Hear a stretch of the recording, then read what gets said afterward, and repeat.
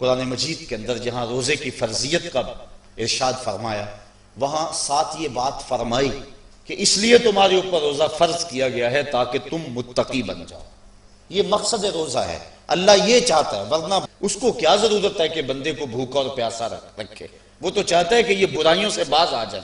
بلکہ بخاری شریف کی حدیث ہے، حضور علیہ السلام نے ارشاد فرمایا، من لم یدع قول الزور والعمل بہ فلیس للہ حاجۃ فی ان یدع طعامہ وشرابہ۔ جو شخص جھوٹ اور جھوٹے کام نہیں چھوڑتا، اللہ کو اس کے بھوکا اور پیاسا رہنے کی کوئی ضرورت نہیں ہے۔ اللہ نہیں چاہتا کہ وہ بھوک اور پیاس کی مشقت گوارا کرے، اس کا تو مقصود یہ ہے کہ اس کے دل کے اندر اس کی خشیت پیدا ہو جائے۔ اسی لیے اس نے روزہ ہمارے اوپر فرض کیا ہے، ورنہ وہ کیسے چاہتا ہے کہ میرا بندہ بھوکا رہے؟ ایک ماں نہیں چاہتی کہ میرا بیٹا بھوکا رہے، اور جو 70 ماؤں سے زیادہ پیار کرتا ہے اس نے کیسے چاہ لیا کہ میرا بندہ بھوکا رہے؟ ماں کے پیار کو دنیا کے کسی ترازو پہ نہیں تولا جا سکتا۔ اور جو مالک ہے، ماں کو اتنا پیار بیٹے سے کس لیے ہے؟ اس لیے کہ اس نے بیٹے کو جنم دیا۔ جس نے جنم دیا اس کو اتنا پیار ہے، تو جس نے تخلیق کیا اس کو کتنا پیار ہوگا؟ تو ماں نہیں چاہتی میرا بیٹا بھوکا رہے، تو مالک نے کیسے چاہ لیا؟ چلو آؤ پھر ماں کی گود میں آ جائے۔ ماں بیٹے کی آنکھ میں ایک آنسو بھی گوارا نہیں کرتی تھی۔ بیٹا ہو گیا بیمار، ماں لے گی ڈاکٹر کے پاس، اس نے جو دوا تجویز کی وہ کڑوی تھی، ماں نے زبردستی لٹا لیا، بیٹا پیتا نہیں، ماں نے منہ کھولا اور کڑوے سیرپ کے قطرے اس کے حلق میں ٹپکا رہی ہے۔ بچہ چیختا ہے، لیکن جوں جوں وہ سیرپ کے قطرے حلق سے نیچے اترتے چلے جاتے ہیں، ماں کو قرار آتا جاتا ہے، اس کو طمانینت ملتی جاتی ہے۔ ماں کیا صفاق ہو گئی؟ نہیں۔ اس کا پیار چھن گیا؟ نہیں۔ اس کی ممتا رخصت ہو گئی؟ نہیں۔ وہ تو بیٹے کی آنکھ میں ایک آنسو بھی گوارا نہیں کرتی تھی، اور اب تڑپتا ہوا بیٹا، لیکن ماں کے چہرے پہ طمانینت کا نور ہے۔ اصل بات یہ ہے کہ ماں جانتی ہے، بیٹا نہیں جانتا۔ ماں جانتی ہے چند لمحوں کی تکلیف ہے، نتیجہ شفا کی صورت میں برآمد ہوگا۔ اس لیے ماں کی نظر اس تڑپنے پہ نہیں ہے، ماں کی نظر اس نتیجے پہ ہے۔ مالک جو 70 ماؤں سے زیادہ پیار کرتا ہے، وہ بھی نہیں چاہتا کہ میرا بندہ بھوکا اور پیاسا رہے، لیکن مالک کہتا ہے اس کے باوجود تو بھوکا اور پیاسا رہے گا، کیوں؟ لعلکم تتقون، میرے بندے تجھے تقوی کی بہاریں نصیب ہوں گی، تیرے من کو روشنی اور تیرے من کو اجالا نصیب ہو جائے گا۔ تو یہ تقوی نصیب ہوتا ہے روزے سے۔ چونکہ یہ بات ذہن میں رکھیں، ہمارے 2 دشمن ہیں جو ہمیں نیکی کے راستے سے روک رہے ہیں۔ بات لمبی ہو رہی ہے، اختصار کر رہا ہوں۔ ہمارے 2 دشمن ہیں جو ہر وقت ہمارے ساتھ لگے ہوئے، ایک شیطان اور دوسرا نفس۔ جو شیطان ہے وہ بڑا دشمن ہے یا نفس بڑا دشمن ہے؟ تو آپ اس بات پہ کسی دلیل کی ضرورت نہیں، آپ سب کہہ رہے ہیں کہ نفس۔ اور سادی سی بات ہے کہ شیطان آدمی کو بہکاتا ہے، لیکن شیطان جب خود بہکا، اس نے انکار سجدہ کیا، اس وقت کوئی دوسرا شیطان تو تھا نہیں۔ تو شیطان کو شیطان بنانے والا نفس ہے، تو یہ نفس شیطان سے بھی بڑا دشمن ہے۔ اکیلی جان 2 دشمنوں کے نرغے میں، لیکن جب ماہ سیام آیا، سلسلۃ الشیاطین، حدیث میں آتا ہے شیاطین جکڑ دیے گئے۔ 2 دشمنوں میں ایک دشمن ہمارے جکڑ دیے گئے، اب ایک دشمن ہمارا باقی ہے، نفس۔ اب نفس کا مقابلہ کر لیں گے تو شیطان چھٹ کر ہمارا کچھ نہیں کر سکے گا، لیکن اگر ہم نے اس موسم کے اندر اپنے نفس کا مقابلہ نہ کیا تو پھر ہم جو ہے وہ اس نفس کی شامت سے شیطان کے ہتھے بھی چڑھ جائیں گے۔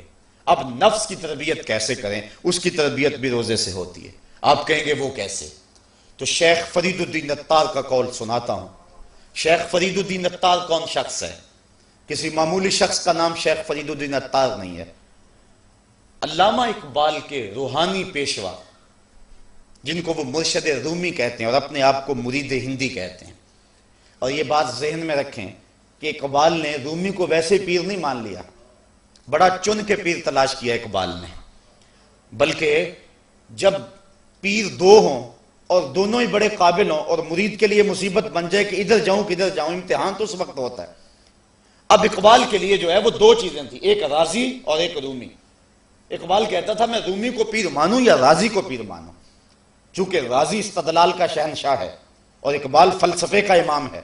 فلسفی کا مزاج یہی چاہتا ہے کہ جو استدلال کا بادشاہ ہو اس کو اپنا شیخ مانا جائے، لیکن جو رومی ہے وہ دل کا شہنشاہ ہے۔ اقبال شاعر ہے اور اقبال کا مزاج تھا کہ جو میرے دل کا بھی امام ہو وہی میرا شیخ ہو اور وہی میری رہبری کرے۔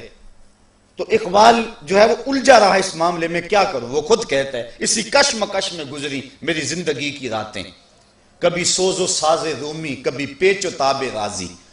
کبھی رومی کا سوز و ساز مجھے پسند آتا تھا، کبھی رازی کا جو ہے وہ مجھے پیچ و تاب پسند آتا تھا۔ پھر اقبال نے زندگی کی کئی بہاریں مرشد کے انتخاب کے اندر گزار دیں کہ میں رومی کے ہاتھ پہ بیعت کروں یا رازی کے ہاتھ پہ بیعت کروں۔ پھر ایک وقت آیا کہ اقبال نے خود کہا نئے مہرہ باقی ہے، نئے مہرہ بازی، جیتا ہے رومی ہارا ہے رازی۔ وہ کہتا ہے رومی جیت گیا اور رازی ہار گیا۔ پھر اس نے رومی کو اپنا شیخ اور مقتدا مانا۔ اقبال جس کو اپنا مقتدا مانتا ہے، جس کو اپنا امام مانتا ہے، اب اس رومی کی سنیے، وہ کہتے ہیں ہفت شہر عشق را اتار گشت، ما ہنوز اندر خمیں یک کوچام۔ عشق کے 7 شہر حضرت شیخ فرید الدین اتار گھوم چکے ہیں، ہم پہلے شہر کی پہلی گلی کے کونے پہ کھڑے ہیں۔ یہ رومی کہہ رہے ہیں، جس کو اقبال نے بڑی چھان پھٹک کے بعد اپنا پیر مانا ہے، وہ فرید الدین اتار جو معرفت کا امام ہے اور اللہ کے رازوں کا امین ہے۔ حضرت شیخ فرید الدین اتار فرماتے ہیں نفس نتواں کشت اللہ باسے چیز، بات گوئم یادگیرش اے عزیز۔ کہا نفس نہیں مرتا، لیکن 3 اسلحے ہیں، اگر تیرے پاس ہوں تو تو نفس پر قابو پالے گا۔ وہ 3 اسلحے کون سے ہیں؟ کہا خنجر خاموشیو، شمشیر جو، نیزہ تنہائیو، ترک ہجو۔ ایک خاموشی کا خنجر، ایک بھوک کی تلوار اور ایک تنہائی کا نیزہ۔ اگر یہ 3 اسلحے تیرے پاس ہیں تو نفس پہ ٹوٹ پڑے نسلوں کو لے کر، تو تیرا نفس تیرے قابو میں آئے گا۔ اس کے علاوہ کوئی اور ذریعہ نہیں ہے اس نفس کو قابو کرنے کا۔ حضرت باہو جیسے بھی بول پڑے، باج فقیراں کسے نہیں ماریا، باہو ظالم چور اندر داہو۔ یہ جو اندر کا چور ہے، اس کو پکڑ لینا اور اس کو قابو میں کر لینا اور اپنے دل کی حفاظت کر لینا، یہی بڑی دولت ہے۔ فرماتے ہیں کہ 3 اسلحے ہیں، ایک خاموشی کا خنجر اور ایک بھوک کی تلوار اور تیسرا تنہائی کا نیزہ۔ کہ ان 3 اسلحوں سے اگر تم قابو پانا چاہو تو پا سکتے ہو، اس کے علاوہ کوئی اور اسلحہ نہیں ہے جو تمہارے نفس کو تمہارے قابو میں لے آئے۔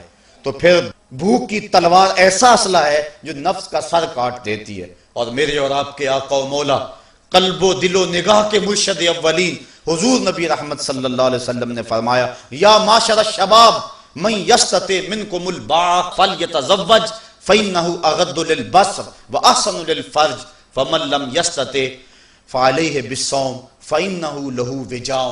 اے جوانوں کے گروہ، تم میں سے اگر کوئی شخص نکاح کی طاقت رکھتا ہے تو وہ نکاح کر لے، یہ نظر اور شرمگاہ کا محافظ ہے۔ اور اگر تم میں سے کوئی نکاح کرنے کی فی الحال طاقت نہیں رکھتا تو وہ روزے رکھے، روزے شہوات کو توڑتے ہیں۔